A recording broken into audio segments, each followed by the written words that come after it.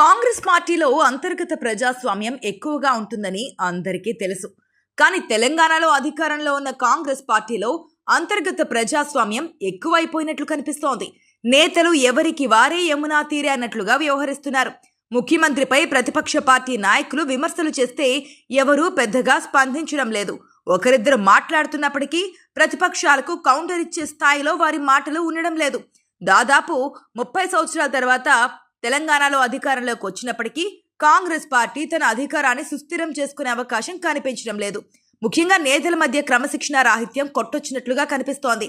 ఎవరిపై ఎవరు విమర్శలు చేస్తారో, ఎందుకు చేస్తున్నారో ఏ మాత్రం అంతుపట్టడం లేదు. ఇక మునుగోడు శాసనసభ స్థానం నుంచి సభ్యుడిగా ప్రాతినిధ్యం ఇస్తున్న కోమటిరెడ్డి రాజగోపాల్ రెడ్డి సీఎం వ్యవహార శైలి పట్ల కొద్ది రోజులుగా ఆగ్రహంగా ఉన్నట్లుగా తెలుస్తోంది. ఇటీవల తనే 10 సంవత్సరాలు ముఖ్యమంత్రిగా ఉంటారని రేవంత్ రెడ్డి పేర్కొన్నారు. ఆయన ప్రకటన చేసిన కొద్దిసేపటికే మునుగోడు ఎమ్మెల్యే తనదైన వ్యాఖ్యానాన్ని సోషల్ మీడియాలో పంచుకున్నారు.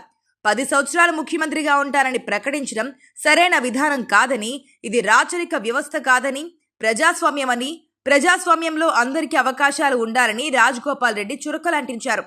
అప్పట్లో ఆయన చేసిన వ్యాఖ్యలు సంచలనం సృష్టించాయి. ఇక ఇటీవల ఒక పత్రిక 10వ వార్షికోత్సవ వేడుకలకు ముఖ్యమంత్రి హాజరయ్యారు. ఈ సందర్భంగా పాత్రికేయులు వ్యవహార శైలి పట్ల ఆయన ఆగ్రహం వ్యక్తం చేశారు.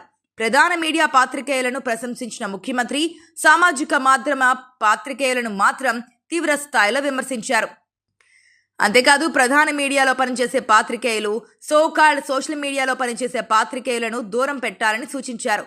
ముఖ్యమంత్రి చేసిన వ్యాఖ్యలపై ఒక వర్గం నుంచి విమర్శలు వచ్చాయి. సహజంగా ఆ వర్గం ప్రతిపక్ష పార్టీకి అనుకూలంగా ఉంటుందని భావిస్తున్న తరుణంలో అధికార పార్టీ నుంచి ముఖ్యమంత్రికి వ్యతిరేకంగా వ్యాఖ్యలు వినిపించడం ఇప్పుడు సంచలనం సృష్టిస్తోంది. 10 ఏళ్లు నేనే ముఖ్యమంత్రి అనే కామెంట్కు మునుగోడు ఎమ్మెల్యే రాజగోపాల్ రెడ్డి నేరుగా స్పందించారు. ఇక తాజాగా సోషల్ మీడియా జర్నలిస్టులపై రేవంత్ చేసిన వ్యాఖ్యల పట్ల రాజగోపాల్ రెడ్డి నేరుగా కల్పించుకున్నారు. తెలంగాణ ఆకాంక్షల మేరకు సామాజిక మాధ్యమం తన శక్తి కొద్దీ పనిచేస్తూనే ఉంది.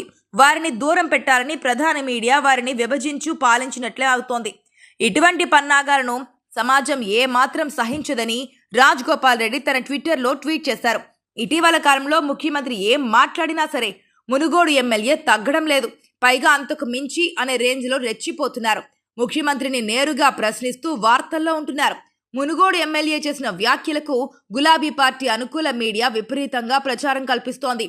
అయితే రాజగోపాల్ రెడ్డి ఈ స్థాయిలో ముఖ్యమంత్రిపై ఆగ్రహం వ్యక్తం చేయడానికి ప్రధాన కారణం ఆయనకు మంత్రి పదవి ఇవ్వకపోవడమేనని తెలుస్తోంది. మరొక వైపు పెద్ద పెద్ద కాంట్రాక్టులు మంత్రికి చెందిన కంపెనీకి ఇస్తుండడం రాజగోపాల్ రెడ్డికి నచ్చడం లేదని సమాచారం. ఇటీవల ఒక కాంట్రాక్ట్ ఒక మంత్రికి చెందిన కంపెనీకి ఇవ్వడం మునుగోడు ఎమ్మెల్యేకు నచ్చడం లేదట. ఇదే విషయాన్ని తన అంతరంగికులతో చెప్పుకొని బాధపడ్డాడట. పైగా ఇటీవల మంత్రివర్గ విస్తరణలో తనకు స్థానం లభిస్తుందని ఆయన భావించారు.